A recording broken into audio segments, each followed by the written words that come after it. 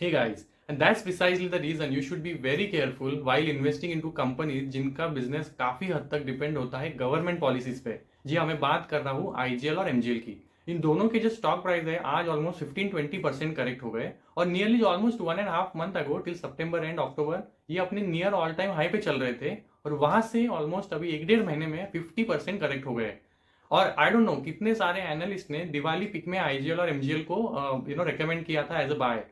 अब ये कोई छोटी कंपनीज तो है नहीं, ये तो काफी बड़ी मिड कैप कंपनीज है और काफी अच्छा डिविडेंड भी देती है and that's why maybe it is part of so many mutual funds as well. But then काफी ज्यादा प्राइस इरोजन हो गया इन लास्ट 1.5 मंथ। तो ऐसा एक्चुअली हुआ क्या है? तो इसेंशियली ये काम करती है सिटी गैस डिस्ट्रीब्यूशन का। एमजीएल ऑपरेट करती है मुंबई वाले रीजन में और आईजीएल ऑपरेट करती है नोएडा, गुड़गांव, दिल्ली ये रीजन में। तो इनका काम है इसेंशियली अपने नेटवर्क के थ्रू जो इनके स्टेशन होते हैं यहाँ पे एक कमर्शियल व्हीकल, पैसेंजर व्हीकल में लगने वाला सीएनजी गैस प्रोवाइड करती है। ये इनको गैस मिलता है अपस्ट्रीम कंपनी से और ये खरीदते हैं गेल वगैरह से। और इनके लिए मैकेनिज्म होता है एपीएम, एडमिनिस्टर प्राइस मैकेनिज्म, जिसके अंडर इनको ये गैस अलोकेशन होता है। तो इनको अपनी 100% रिक्वायरमेंट में से लगने वाला जो गैस है वो अंडर एपीएम मैकेनिज्म मिलता था अराउंड 70% टिल अक्टूबर। तो गवर्नमेंट ने ये अंडर एपीएम प्राइस मैकेनिज्म मिलने वाला इनको जो गैस है वो 70% से घटा के 57% पे कर दिया था इन दी अक्टूबर मंथ। और अभी उस अलोकेशन को और घटा दिया है फ्रॉम 57 टू बाय अगेन 20%। तो अभी वो 38-40% पे आ गया है।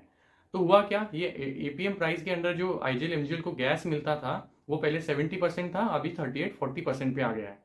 अब इसका इम्प्लीकेशन क्या है? अंडर एपीएम मैकेनिज्म जो इनको गैस मिलता था वो रिलेटिवली लोअर कॉस्ट पे मिलता था। तो रिमेनिंग 30% वो ओपन मार्केट से लेते थे, अब सिर्फ 40% इनको एपीएम मैकेनिज्म के अंडर मिलने वाला है। तो रिमेनिंग जो 60% है इनको ओपन मार्केट से लेना पड़ेगा। तो ओपन मार्केट में जो इनको गैस मिलेगा वो हायर प्राइस पे मिलेगा। तो इनके लिए बेसिकली जो कॉस्ट है गैस का, जो इनका इनपुट है वो कॉस्ट बढ़ने वाला है और इसकी वजह से इनके एबिटा और पैट मार्जिन पे बड़ा इंपैक्ट आने वाला है और यही बड़ी सी बड़ी दिक्कत है। अब ये इसका इम्पैक्ट ये कैसे मिटिगेट कर सकते हैं, इसको टैकल कंपनीज कैसे कर सकती है? इसके पास दो ऑप्शंस है। एक कंपनी के पास ऑप्शन है कि जो इनके लिए कॉस्ट बढ़ा है, प्राइस इनपुट इनपुट कॉस्ट जो बढ़ा है उसको कस्टमर को पास ऑन कर दो। तो आईजीएल और एमजीएल को इसेंशियली क्या करना पड़ेगा, अपनी जो सीएनजी गैस के प्राइसेस है उसको बढ़ाना बढ़ाना पड़ेगा। तो इसेंशियली जब अक्टूबर में फर्स्ट अलोकेशन डिक्रीज किया था 70 से 57% पे आया था, तो इनको ऑलमोस्ट 4 to 6 रुपीज का कॉस्ट बढ़ाना था फॉर सीएनजी। और अभी जो इन्होंने एडिशनली 20% एलोकेशन घटाया है, इन सब को मिला के आईजीएल और एमजीएल को around 8 to 10 rupees per kg CNG के प्राइसेस बढ़ाने पड़ेंगे। Now understand, customer favour CNG because it is a cheaper option compare to petrol and diesel. अगर आईजीएल और एमजीएल अगर सीएनजी के prices 8 to 10 rupees per kg बढ़ा देंगे तो इसेंशियली सीएनजी का जो वायबिलिटी है कंपेयर टू पेट्रोल और डीजल कम हो जाएगा। तो कस्टमर के लिए बेनिफिट काफी कम बचेगा। तो इसका इम्पैक्ट आ सकता है वॉल्यूम में, जो ये अपने जो सिटी गैस डिस्ट्रीब्यूशन का नेटवर्क है उसके थ्रू जो सीएनजी बेचते हैं उसके वॉल्यूम में इम्पैक्ट आएगा। अगर वॉल्यूम घट जाएंगे तो इसेंशियली इनके रेवेन्यू में दिक्कत आएगी। तो अगर ये प्राइजेस बढ़ाते हैं तो ये दिक्कत है, अगर प्राइजेस नहीं बढ़ाते, कस्टमर को प्राइस हाइक ये पास ऑन नहीं करते हैं पार्शियली या फिर फुल्ली, तो इसेंशियली इनको अपने मार्जिन पे हिट लेना पड़ेगा। अब करंटली जो इनके एबिटा मार्जिन है अराउंड 25-30% पे चल रहे हैं। अगर ये पास ऑन प्राइस को हाइक नहीं करते हैं तो इनके मार्जिन गड़बड़ा जाएंगे। अब ये मार्जिन का जो ट्रेजेक्टरी है फ्यूचर में क्या रहेगा इसका कोई विजिबिलिटी नहीं है, बिकॉज अभी ये जो कॉस्ट बढ़ने वाला है that is significantly going to impact their margin. और यही बड़ी दिक्कतें हैं जिसकी वजह से आईजीएल और एमजीएल के जो स्टॉक है आज इतना बड़े मात्रा में गिरा है।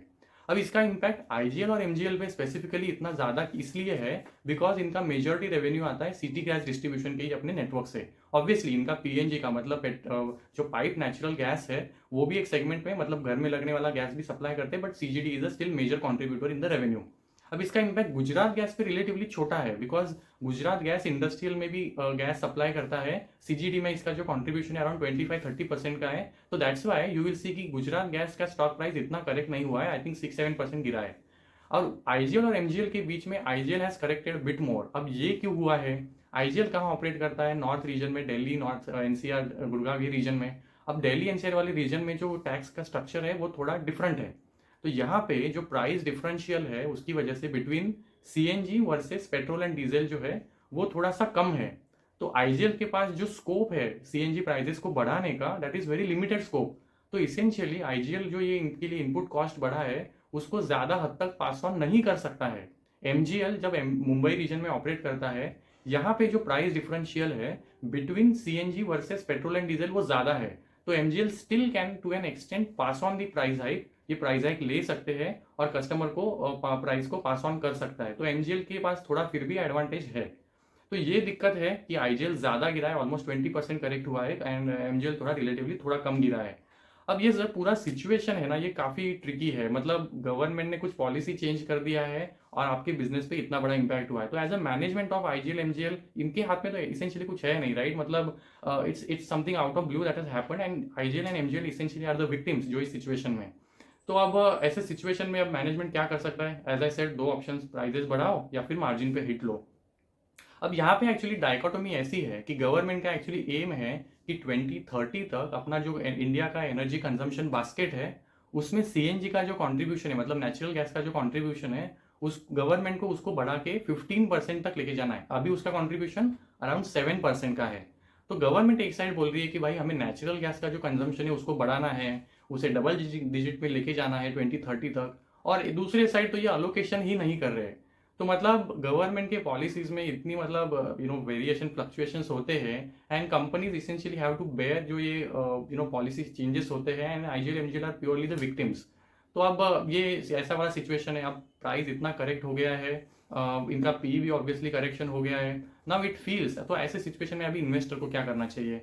नाउ इट फील्स लाइक अरे इतना प्राइस करेक्शन हो गया है तो it now is maybe come down to a reasonable valuation, तो यहाँ पे बाय कर लेते हैं बिकॉज यहाँ से और क्या ही गिरेगा। But this is what actually is the trick here, मतलब यही ट्रैप होता है। यू फील कि चलो अब और नहीं गिरेगा, and then but then it might not correct further, but यहीं पे ये लैंग्वेज हो सकता है, तो it might not generate returns for you. तो ऐसे सिचुएशन में it's very tricky. If you are already investor, maybe it's a good time to exit, because यहाँ से भी कब पैसा बनेगा गॉड नोज, राइट? मतलब एपीएम जो गैस का अलोकेशन है वो वापस कब बढ़ेगा, कब 70 पे जाएगा, वी डोंट नो। एंड ये गवर्नमेंट पॉलिसीज कभी भी चेंज हो सकते हैं, तो you have to be very careful. ऐसे कंपनीज में आप जब भी इन्वेस्ट करते हो, if it is really going to get hampered, punished, if I can say, because of changes in the policy. अब वी डोंट नो कब ये सिचुएशन इंप्रूव होगा। इनका मार्जिन का तो पूरा बैंड बच गया है, मतलब 25-30 पे जो करते थे, अब वी डोंट नो ये आगे चल के क्या प्राइस जो मार्जिन पे सस्टेन करेंगे, and that essentially is bit of worry, and इसकी वजह से ये प्राइस पे अभी करंटली ट्रेड हो रहे हैं। तो it's really I mean not a guess, I mean to really guess कि यहाँ पे आपको इन्वेस्ट करना है कि नहीं। It's a very tricky situation, you have to really wait and watch. अगर कंपनीज प्राइस हाइक लेते हैं, उसको पास ऑन करते हैं, up to what extent, and then what government really decides to continue with this allocation, or it changes this allocation in the future. But this is always going to be a case while you are investing in companies where government policies play a critical role, and that's the message I wanted to highlight. Thank you so much.